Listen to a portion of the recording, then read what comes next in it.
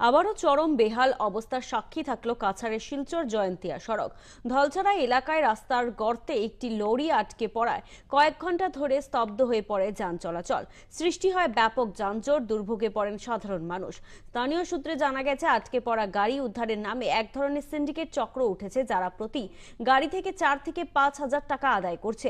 এই পরিস্থিতিতে প্রশ্ন উঠছে, বরাক উন্নয়ন মন্ত্রী কৌশিক রায় ও জেলাশাসক মৃদুল যাদব সড়ক পরিদর্শনের 1 মাস পেরিয়ে গেলেও কেন কোনো কার্যকর পদক্ষেপ নেওয়া হয়নি।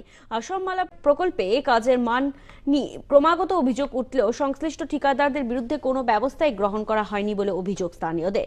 এবং মানুষের শ্বাসরুদ্ধকর দুর্দশা ও সরকারি নীরবতা নিয়ে ক্ষোভ তীব্র হচ্ছে বরাকবাসীর মধ্যে।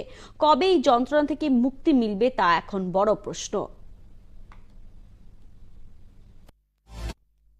কালকে বিকালে ফাঁসিছে 1.5 কিলোমিটার জায়গাটা বানাই দিলে পাবলিকে বুকে নাই, কোনো পাবলিকে বুকে না। আজকে একটা বাচ্চা যদি স্কুলে যাইতে হয় যাইতে পারে না, অ্যাম্বুলেন্স একটা যদি যাইতে হয় আটকে যায়, ধাক্কা মারিয়া বাইর করা লাগে। 1.5 কিলোমিটার জায়গা যদি ঠিক হয়ে যায় তো রাস্তাটা ঠিক হয়ে যায়। 1.5-2 বছর হয়ে যায়, 1.5-2 বছরে 1.5 কিলোমিটার জায়গা ঠিক করতে পারছে না। ডিসিও তো আইয়া গেলাম আজ, তখন আপনারা কইছেন দেখছে তো, তারা তো সব দেখে, তারা তো ডেইলি দেখতাছে, মন্ত্রী কৌশিক তো আইলা, সবাই দেখে।